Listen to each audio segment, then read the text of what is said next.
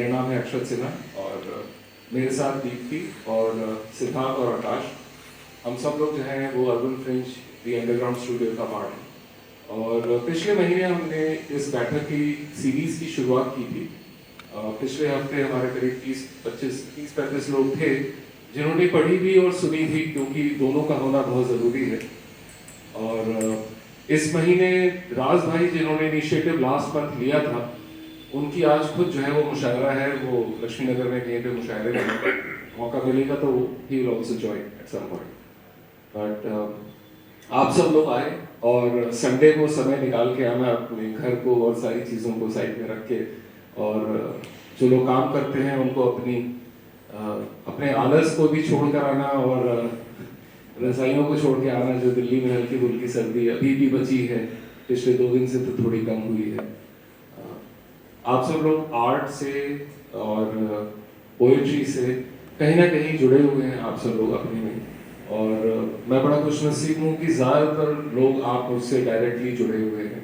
और मैं चाहूँगा कि ये जो एक ट्राइब है ये आपस में बढ़ती चले और ये रिश्ते और ये जो कम्युनिटी फीलिंग है सबके बीच में आने लगे, तो मुझे बड़ा अच्छा लगेगा कि सिर्फ मेरे थ्रू नहीं आप लोग एक दूसरे को भी जाने। और हमारे पास कुछ आर्टिस्ट हैं, कुछ लोग हैं जो प्रोफेशनली कहीं वर्क करते हैं बट लिखते भी हैं ज़रूर साथ में, तो इन सब का मिलना जुलना और एक सोसाइटी का आगे बढ़ना, कल्चर को अपने साथ, कल्चर और आर्ट को अपने साथ अपनी ज़िंदगी में जोड़ते हुए, ये बड़ा ज़रूरी है। मैं चाहता हूँ कि ये एक प्रयास मेरा रहे।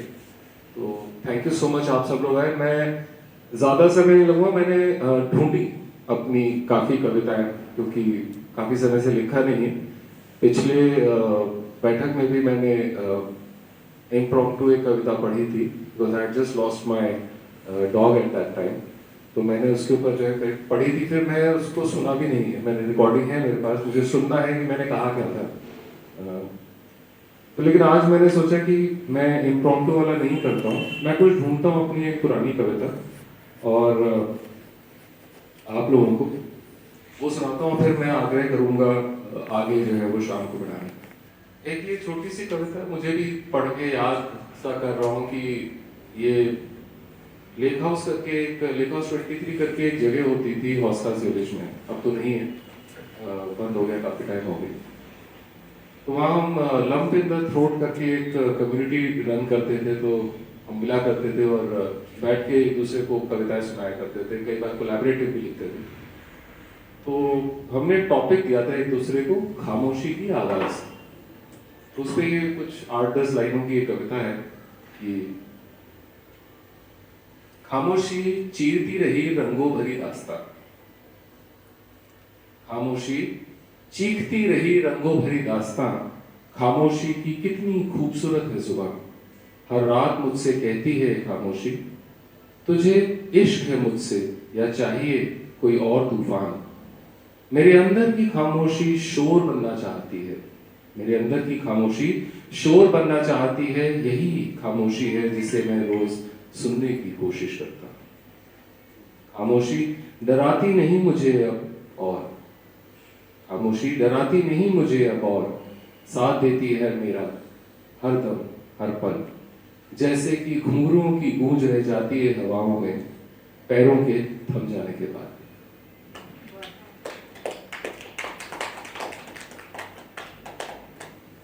थोड़ी लंबी सी है, बट ये मुझे याद है कि उसी लंप इन द थ्रोट के पीरियड में, which must have been around 2015 और 2014-15, दिल्ली हार्ट आईएनए में बैठ के हमने लिखी थी।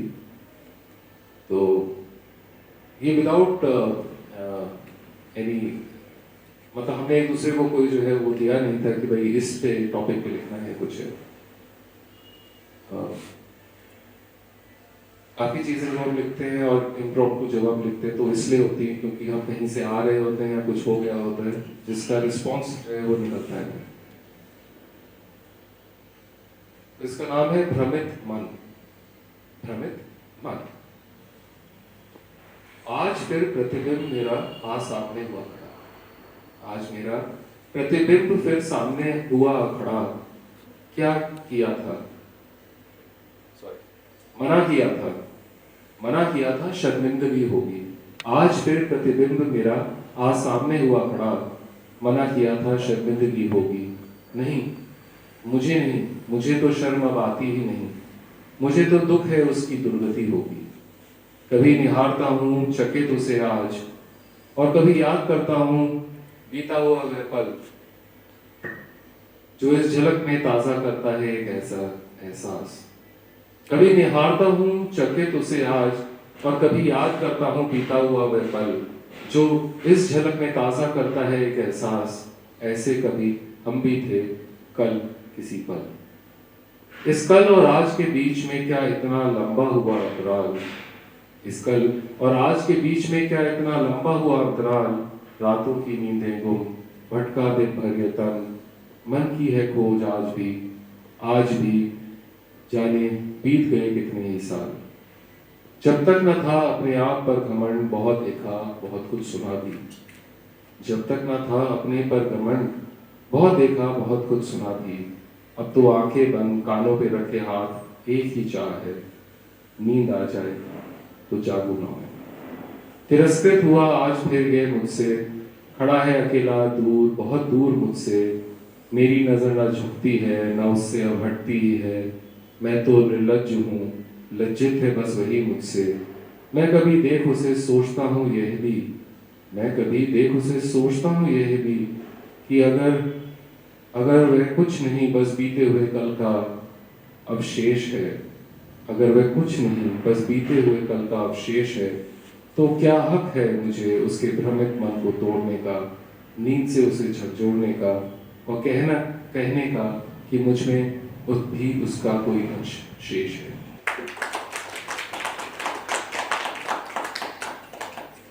तो मैं आगे शाम को बढ़ाना चाहूँगा। मैं चाहूँगा कि शायद आप पढ़ें।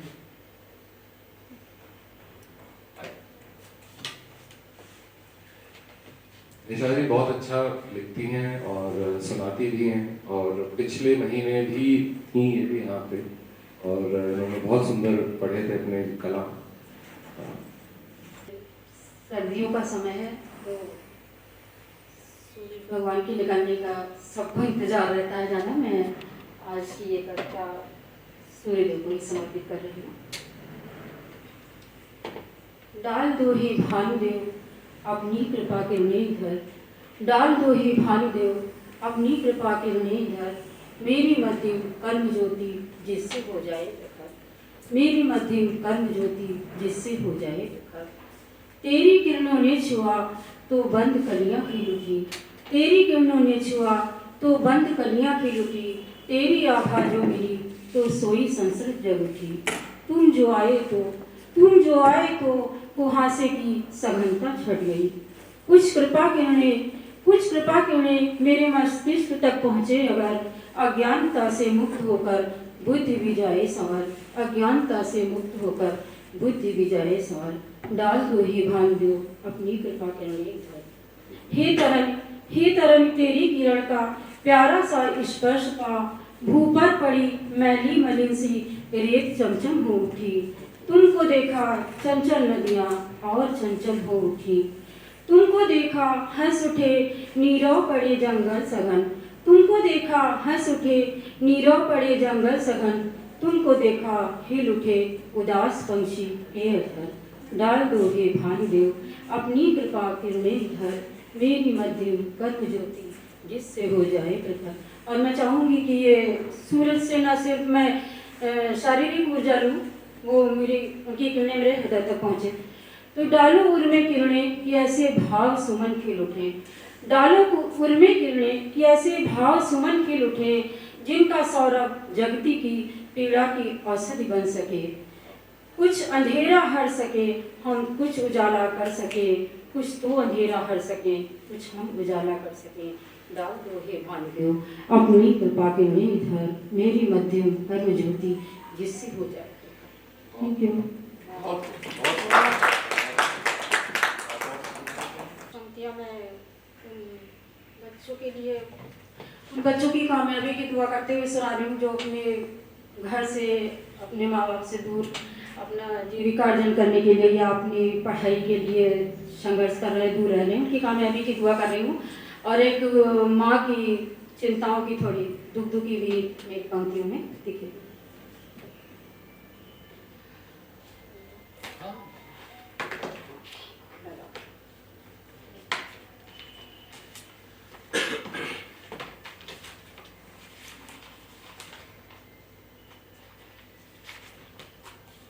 कुछ कहूँ या ना कहूँ, क्या कहूँ मैं क्या कहूँ, कुछ कहूँ या ना कहूँ, तू कहे मैं क्या कहूँ। कहूँ कहूँ मैं क्या कहूँ, कुछ कहूँ या ना कहूँ, तू कहे मैं क्या कहूँ। कि मंजिलों की चाह में निकल के अंक राह से, मंजिलों की चाह में निकल के अंक राह से, तू ऊंचे ऊंचे मंदिरों में जाके झूलने लगे, तू ऊंचे ऊंचे अंबरों में जाके तैरने लगे, अपने हाथों में उजालों की सफेदियां लिए, अपने हाथों में उजालों की सफेदियां लिए, अंधेरी रातों के तिमिर को जाके पोतने लगे। जो तेरी छोटी सी हथेली जलती धूप को ढके, चमकता चांद सारा अपनी नन्ही गोद में भरे, तो मैं डरूं कि ना डरूं, मैं डरूं कि ना डरूं, कुछ करूं या ना करूं, क्या कहूं मैं क्या कहूं। जो मन की पंखुड़ी चटक के कोई राज खोल दे, मन की पंखुड़ी चटक के कोई राज खोल दे, पेज रंगों में समेट कोई बात बोल दे, तू पेज रंग में समेट कोई बात बोल दे। चक्षु के समंदरों में सूखी टहनियाँ दिखे, चक्षु के समंदरों में सूखी टहनियाँ दिखे, कप कपी उंगलियों की कुछ कहानियाँ लिखे, तो मैं पढ़ूं कि ना पढ़ूं, मैं पढ़ूं कि ना पढ़ूं, करूं करूं मैं क्या करूं, कुछ कहूं कि ना कहूं, तू कहे मैं क्या कहूं।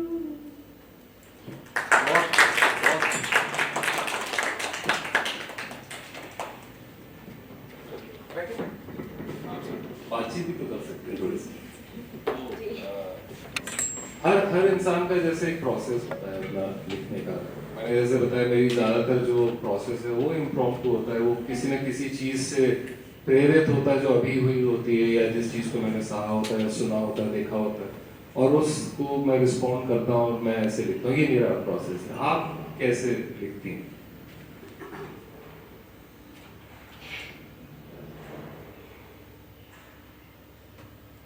मेरे कुछ इर्द गिर्द कुछ अनुभव है वो, या मुझे बचपन से ही कभी जब मैं एकांत में बैठी थी तो कविता खुद लगता था आसपास आ रही है।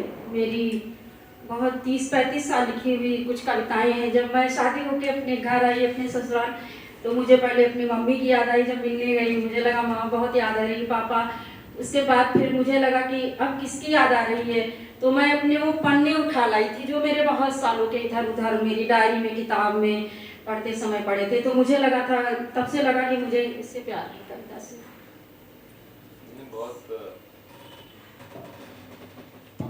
बहुत अच्छा है कि आपने अपने उस कमी को जो है निकाल के और अपनी ही कविताओं से फिर उन्हीं कविता और नई कविताओं को जो है आप जो है वो उत्पत्ति देती हैं। तो ये तो बहुत बढ़िया चीज़ है और थैंक यू।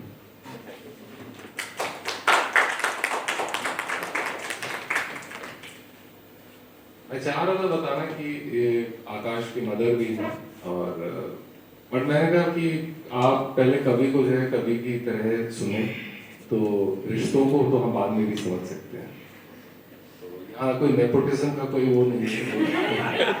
तो कहीं ऐसा सोचा है। इन्होंने एक शब्द ना संघर्ष का इस्तेमाल किया, और मुझे दिख रही थी अपनी कविता संघर्ष पे, वो भी छोटी सी थी, अगर आप लोग बुरा ना माने तो। 8-10 लाइनों की है, छोटी सी संघर्ष। जीवन का अंतराल गहन घनघोर अंधकार में, जीवन का अंतराल गहन घनघोर अंधकार में एक किरण चाहती, भेदती अझेल तीर सी, अनायास उपजी कोपल, फिर निकली धरा से। भेदती अझेल तीर सी, अनायास उपजी कोपल, फिर निकली धरा से। खोज ऊर्जा की है, करे तन अनचाहे, संघर्ष मन का मस्तिष्क से, गहन घनघोर विस्मय। Thank you.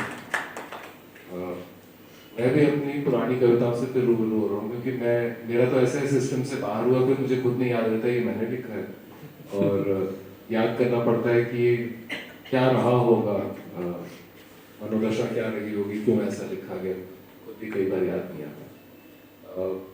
आरुषि, क्या आप आना चाहोगे? मैं आ जाऊंगी, बट आई थिंक चाय भी आ गई है। चाय आ गई? अरे मेरे को लगता है सबसे पहले पॉज करके चाय को जो है ठंडा ना होने दिया जाए। चाय लेते हैं, बिल्कुल बिल्कुल चाय लेते हैं, और हम कहाँ दूर जा रहे हैं, यही है। तो चाय का अंतर